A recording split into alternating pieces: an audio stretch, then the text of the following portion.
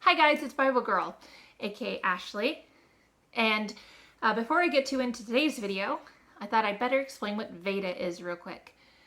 Any of you that happen to come across this and aren't accustomed to my videos, VEDA is something I do every year. It stands for vlog or video every day in April, which means every day this month I'm posting new videos. I would normally explain this pretty well April 1st, but you happen to catch me in the middle of Holy Week, and I work for a church, and I've been making videos as part of my job for the last year. So that was the start of VEDA, even though I didn't have the cool VEDA intro that I just made here. But today, we are going to talk a little bit about my journey a bit over the last year in the concept of homeschooling. For those of you who might have stumbled across this, like I said, my name is Ashley, aka Bible Girl, and I am a mother to an almost 3-year-old. I am also the director of children's ministry for my church, essentially the pastor for the kids, and just very, very recently I started taking over some responsibilities to the youth, so I don't know if my title will change at some point, but so that might even be a video just because this is a whole brand new thing for me. I don't know if that'll end up being a part of VEDA this year, but yeah, so I work with kids and I have my own kid. I studied in college all about kids. In community college, I did a lot of focus on child development,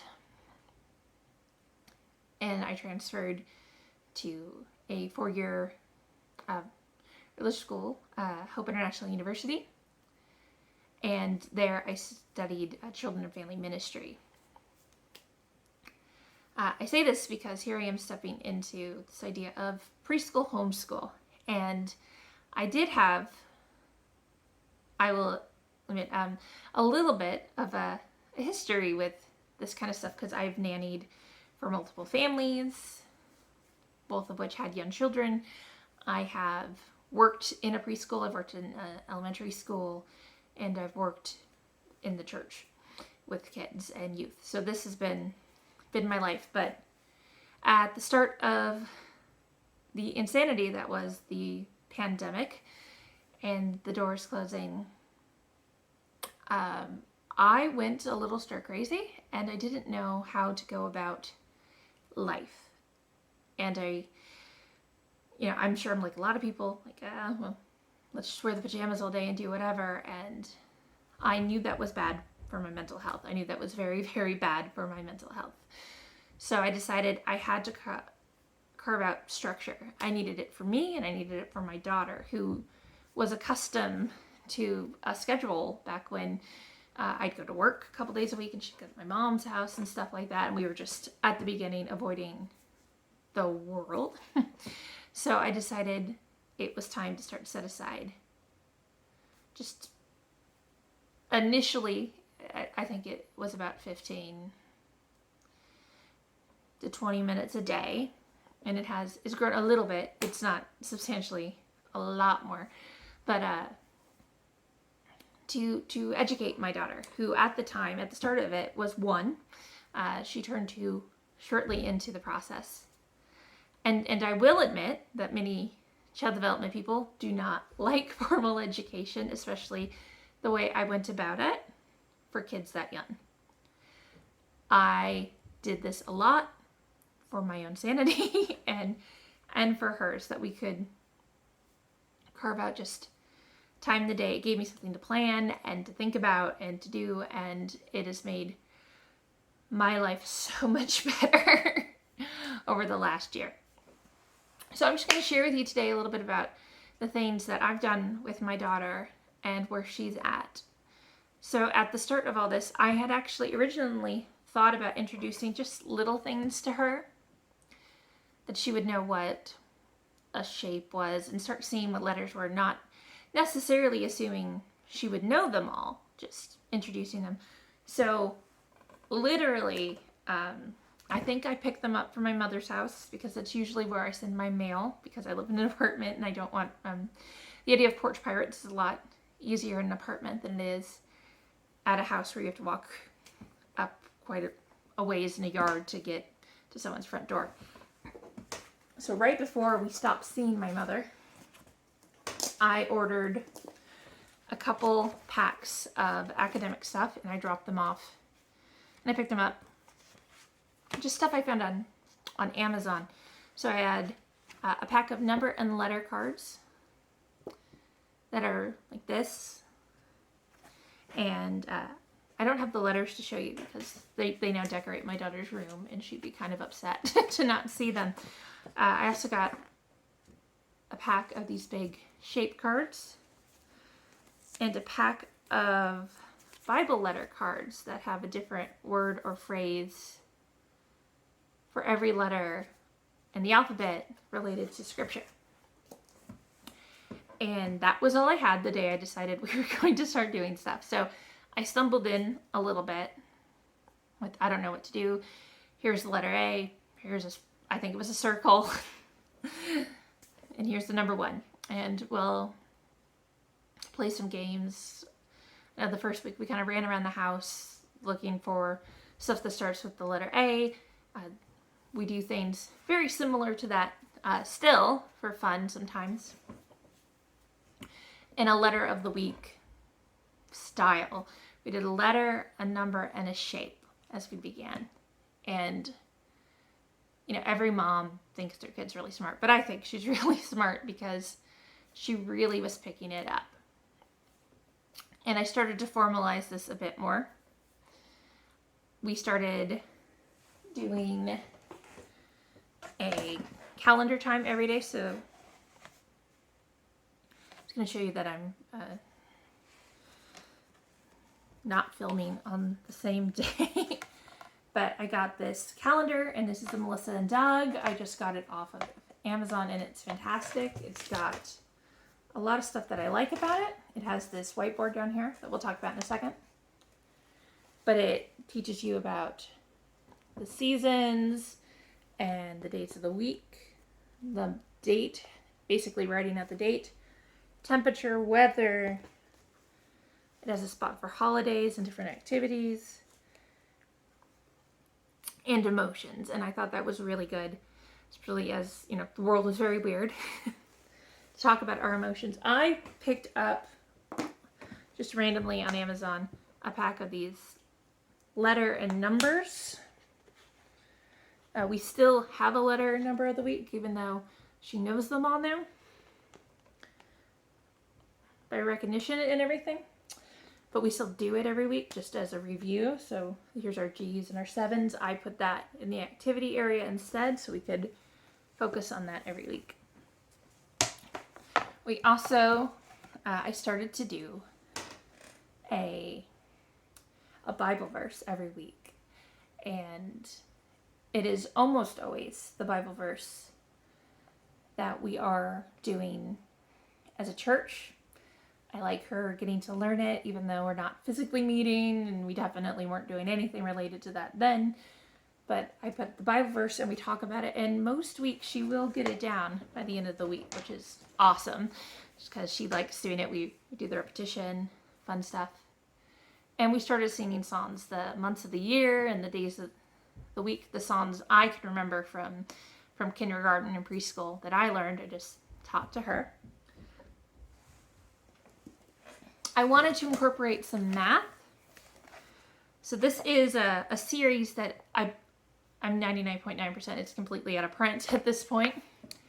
But it was on the back of one of my old textbooks. And I was reading some of my old textbooks just to get ideas from child development. But these are really cool. So this is math activities A to Z. There are other ones. There's cooking and art and science and social studies. And she's really into science right now, so I might see if I can get a hold of this. But if you are doing a letter of the week concept, this is awesome because it is literally every letter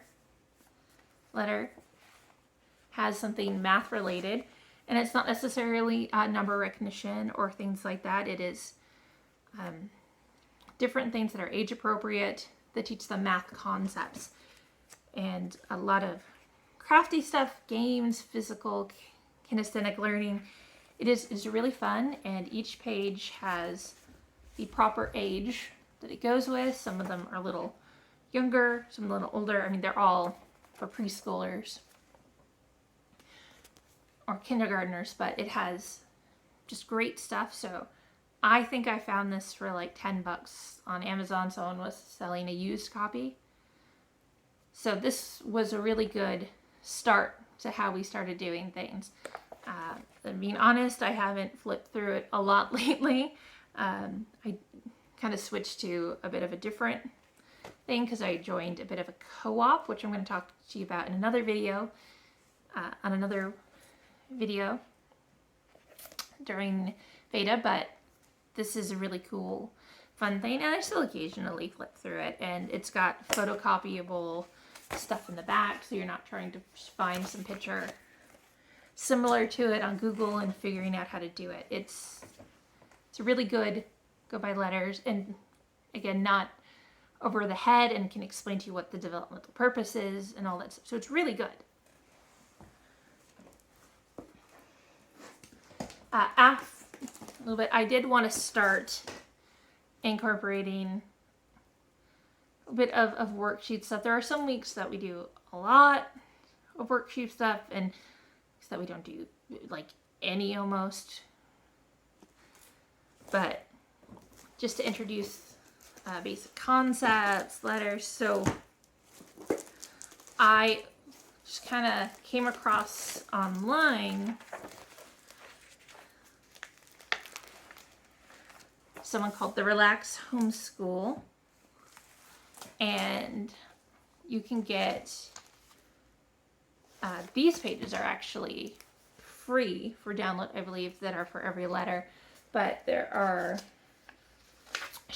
she has curriculum set up, and it's not, she has preschool but also kindergarten, and I believe it goes up to second grade that you could purchase, and the whole preschool thing was like $20, and it was like, I still haven't finished using all the papers, so I know it's gonna last a while. This is just like one of the activities, so I went and I printed them out. We never had a printer until the world shut down, and then we just like decided we'd get one. I printed those out, and I set up this book, and it's not entirely the way it's set up in the curriculum, but I set it up by letter. And if I find other fun things that I like that are free, there's so much free preschool stuff. If you just look online, it's crazy the amount of free stuff that I like that goes with the letter. Because we still have a letter of the week. Again, even though that's not necessarily how I theme stuff now. I more theme it under themes, but at the time it was off of the letter. So like I found these Bible ones, so this is J is for Jesus, and other things like that. I found these. I still have a lot of these because she's not super into wearing hats. Sometimes she likes them, other times these are these little ABC crowns that have different things to start with the letter. So I started using those. I also, because I was buying a lot of stuff for work, figuring out how to do children's ministry, not physically there, mailing stuff out from Oriental Trading. And they had this set of alphabet books. So this is my H book. There's all the other letters. And it's just these short little books that have different pictures with the letter H. Sometimes they're not the first word in there. Now that she's got letter sounds, then a lot I'll help her figure out to hear it in other spots. But at the start, like, oh, which picture does start with H instead of talking like that. Like this one has a fish hook because hook for fish hook. So I'll say, oh, well, hospital and horse start with H, but fish hook doesn't. So we started doing these books every week. At the start, we don't do very much anymore.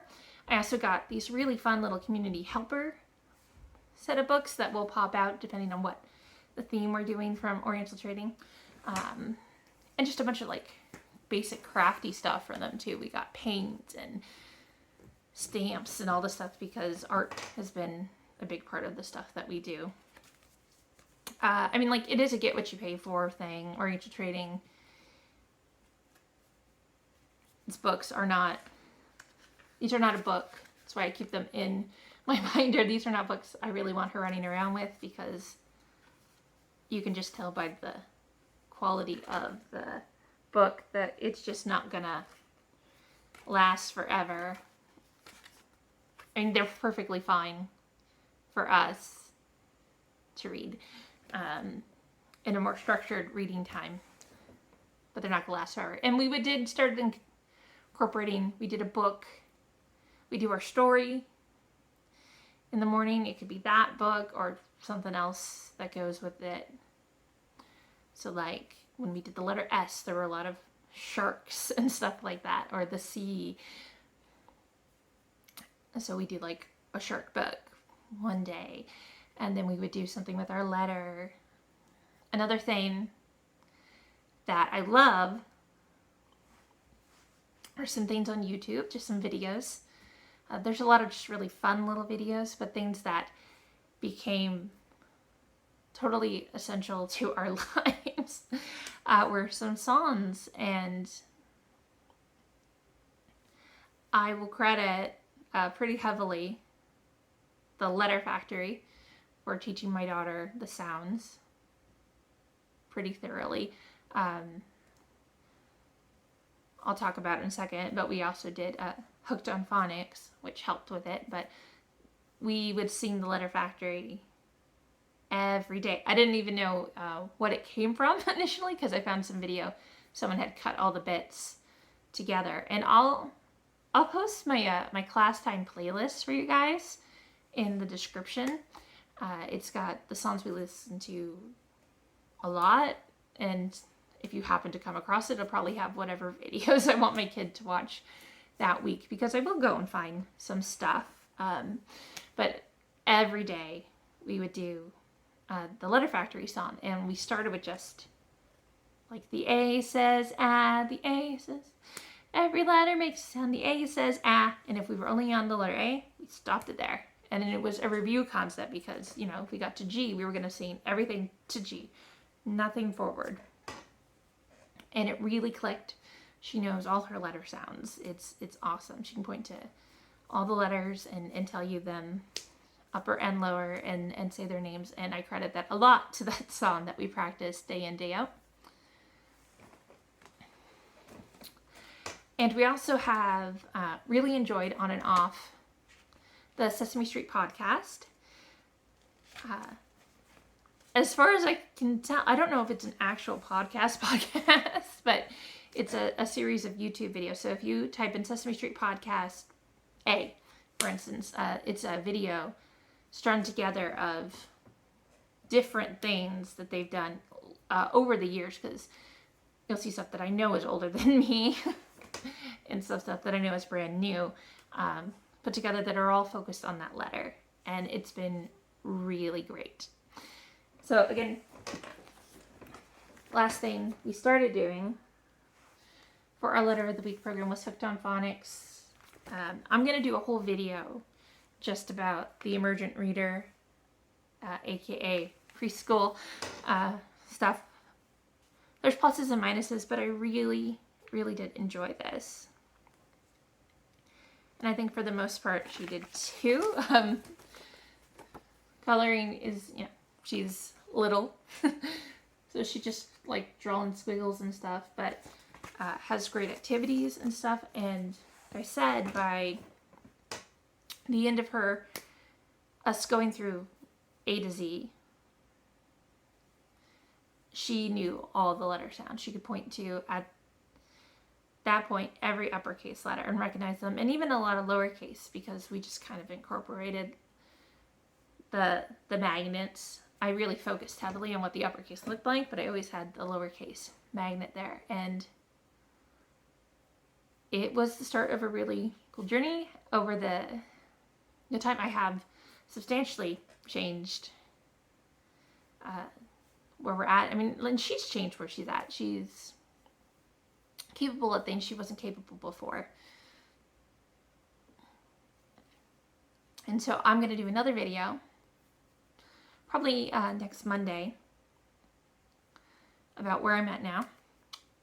I think for VEDA, I'm going to do Mom Mondays, and they're going to all be kind of homeschool focused. Sundays, you're going to see my church video because that's what comes up on my channel on Sundays, and everything else is going to be a little hodgepodge. So I hope you guys enjoy just kind of seeing the stuff. Like I said, I'm going to have a whole kind of flip through review video of the Hooked on Phonics Early Emergent Reader levels 1 and 2 coming up, and I hope to see you guys soon. I will be back tomorrow, and you're welcome to join me. God bless, and I'll see you then. Bye.